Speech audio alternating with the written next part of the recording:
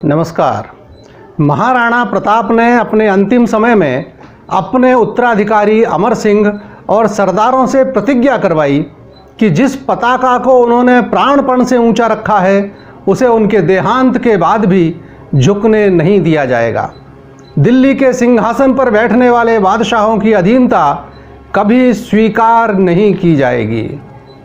1597 से लेकर 1615 तक अर्थात लगातार 18 वर्ष नवनियुक्त महाराणा अमर सिंह ने इस प्रतिज्ञा का अक्षरशः पालन किया।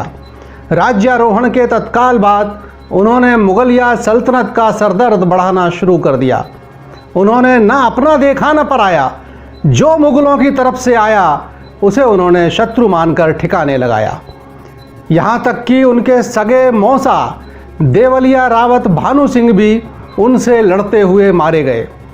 अमर सिंह के समय की एक लोमहर्षक घटना भी बहुत प्रसिद्ध है। सन 1600 में अमर सिंह के नेतृत्व में राजपूतों ने उंठाले दुर्ग पर हमला किया। उस समय सेना की हरावल पंक्ति में रहने को लेकर चूंडावत और शक्तावत सरदारों में विवाद हुआ। हरावल अर्थात सेना की अग्रिम पंक्ति। विवाद बढ़ता देख अमर सिंह ने युक्ति निकाली और कहा कि इस उंठाले दुर्ग में जो पहले प्रवेश करेगा वही सैन्य दल भविष्य में हरावल दस्ते में रहेगा। दुर्ग में प्रवेश की सबसे बड़ी बाधा था दुर्ग का मजबूत प्रवेश द्वार, जिसमें नुकीली लोहे की कीलें जड़ी हुई थीं, जिनके कारण हाथी उस द्वार पर टक्कर मारने से पीछे हट रहे थे, बिदक रहे थे। यह स्थिति देखकर बल्लू शक्तावत स्वयं दरवाजे से सटकर खड़े हो गए और महावत को हुक्म दिया कि वह हाथी की टक्कर उनके शरीर पर मारे।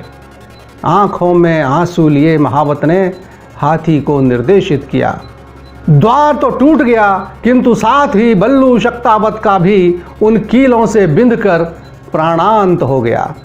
लेकिन चूड़ावत भी कहां पराजय स्वीकार करने वाले थे। इसके पूर्व की शक्तावतों का दल दुर्ग में प्रवेश करता जैत सिंह चूड़ावत ने अपना सिर काटकर दुर्ग के अंदर फेंक दिया। हरावल का नेतृत्व तो चूड़ावतों के पास ही रहा। किंतु यह प्रसंग दर्शाता है कि मृत्यु को खेल समझने वाली राजपूती मानसिकता कैसी थी। यहाँ यह भी उल्लेख करना प्रासंगिक होगा कि ये चूड़ावत आखिर थे कौन। अगर आपने इस श्रृंखला के सभी वीडियो देखे हैं तो आपको राणा लाखा के पुत्र कुंवर चूड़ा स्मरण होंगे, जिन्होंने अपने विवाह का प्रस्ताव केवल इसलिए अस्वीकार कर दिया था क्योंकि उनके पिता ने परिहास में यह रिश्ता स्वयं के लिए क्यों नहीं यह कह दिया था। और उसके बाद बड़े पुत्र होने के बाद भी कुंवर चूड़ा मेवाड़ के शासक नहीं बन पाए थे। उन कुंवर चूड़ा के ही वंशज थे ये चूड़ावत सरदार। इस घटना के बाद युद्ध तो जीतना ही था। मुगल सेना नायक कायम खान मारा गया और दुर्ग पर केसरिया फहराने लगा।